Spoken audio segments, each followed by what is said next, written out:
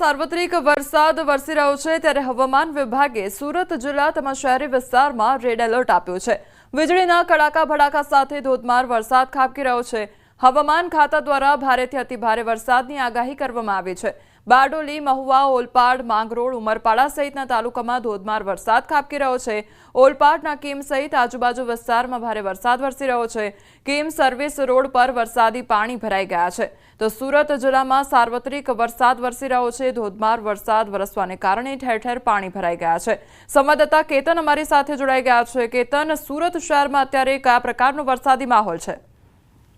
ચોક્કસથી વાત કરું તો ગુજરાત સરકારના હવામાન ખાતાએ જે પ્રમાણે સુરત જિલ્લાની અંદર સુરત શહેરી વિસ્તારની અંદર રેડ એલર્ટ આપવામાં આવ્યું છે, જે અંતર્ગત સુરત જિલ્લાના તમામ તાલુકામાં વહેલી સવારે ધોધમાર વરસાદ વરસી રહ્યો છે, જેને પગલે ખાસ કરીને ઉમરપાડાની અંદર જે ગત રોજ પણ ધોધમાર વરસાદ વરસતો હતો, જેને ધ્યાનમાં લઈને મોહન નદીની અંદર પાણી વધતા આંબલી ડેમ જેની પૂર્ણતા સપાટી 115.8 મીટર હતી 114.70 ફૂટે 70 મીટર વહી રહેતા હાલ વહીવટી તંત્ર દ્વારા પણ 5 દરવાજા ખોલી અને આજે મોહન નદીની અંદર જે ગીરા નદીની અંદર મોહન નદીનું પાણી જે છોડવામાં આવી રહ્યું છે, તે અંતર્ગત માંડવી તાલુકાના 27 જેટલા ગામોને એલર્ટ કરવામાં આવ્યા છે। સાથે વાત કરવામાં આવે તો બારડોલી નગરમાં પણ 2 કલાકની અંદર 2 ઇંચ વરસાદ વરસવા પામ્યો।